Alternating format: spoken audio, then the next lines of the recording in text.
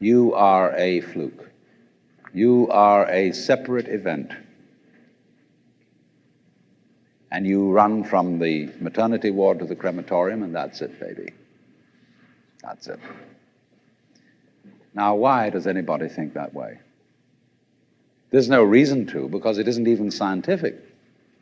It's just a myth. And it's invented by people who wanted to feel a certain way. They want to play a certain game.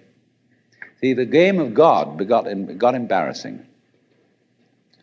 The idea of God as the potter, the architect of the universe, is good, and it makes you feel that life is, after all, important. There is someone who cares. It has meaning, it has sense, and you are valuable in the eyes of the Father. But after a while, it gets embarrassing. When you realize that everything you do is being watched by God. He knows your tiniest, inmost feelings and thoughts, and you say after a while, quit bugging me. I don't want you around. So you become an atheist, just to get rid of it. Then you feel terrible after that, because you got rid of God, but that means you got rid of yourself. You're just nothing but a machine. And your idea that you're a machine is just a machine too. So if you're a smart kid, you commit suicide. Camus said there is only really one serious philosophical question, which is whether or not to commit suicide. I think there are 4 or 5 serious philosophical questions. The first one is, who started it? The second is, are we going to make it? The third is, where are we going to put it? The fourth is, who's going to clean up? And the fifth, is it serious? But still, should you or not commit suicide? This is a good question. Why go on? And you only go on if the game is worth the candle. Now, the universe has been going on for an incredible long time. And so really, a satisfactory theory of the universe has to be one that's worth betting on. That's it seems to me, absolutely elementary common sense. If you make a theory of the universe which isn't worth betting on, why bother? Just commit suicide. But if you want to go on playing the game, you've got to have an optimal theory for playing the game.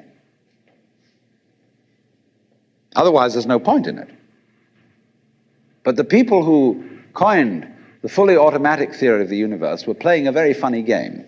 What they wanted to say was this: all you people who believe in religion are old ladies and wishful thinkers. You've got a big daddy up there and you want a comfort and thing, but life is rough. Life is tough.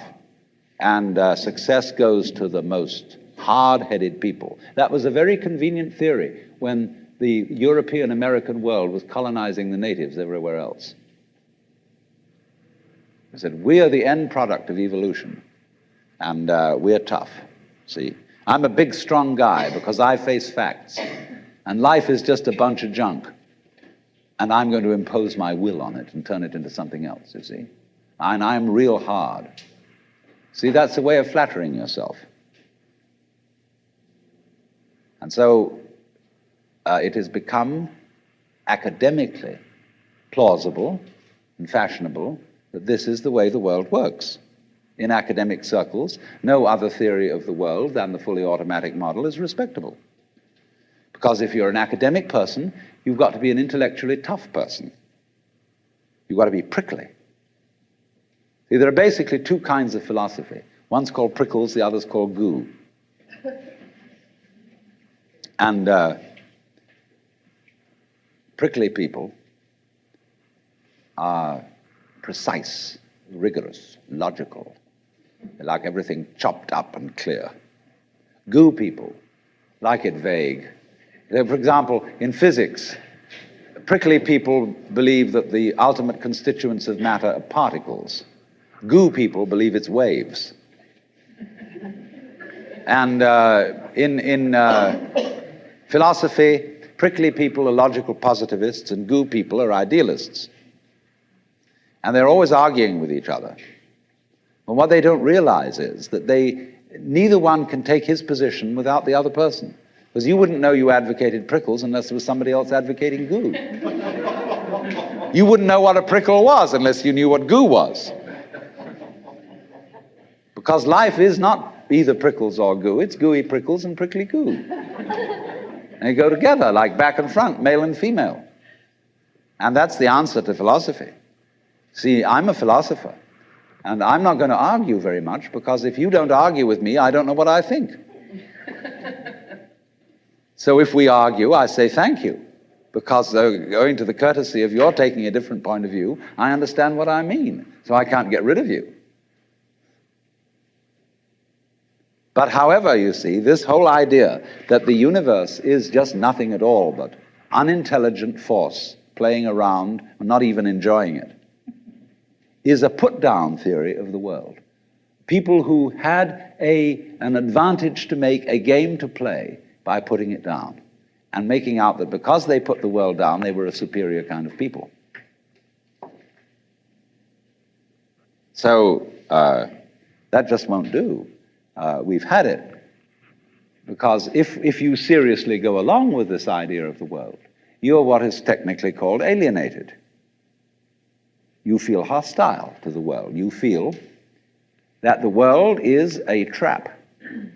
It is a mechanism, it's electronic and neurological mechanisms into which you somehow got caught. And you, poor thing, have to put up with being in a body that's falling apart and that gets cancer, that gets the great Siberian itch, and it's just terrible. And these mechanics, doctors are trying to help you out, but they really can't succeed in the end. And you're just going to fall apart, and it's a grim business, and it's too bad. So if you think that that's the way things are, you may as well commit suicide right now. Unless you say, well, I daren't, because there really, after all, there might be eternal damnation in the back of the thing if I did that. Or then I identify with my children or something, and I think of them going on and without me and nobody to support them. But of course, if I do go on in this frame of mind and continue to support them, I shall merely teach them to be like I am. And they'll go on dragging it out to support their children, and they won't enjoy it, and they'll be afraid to commit suicide, and so will their children. They all learn the same lesson.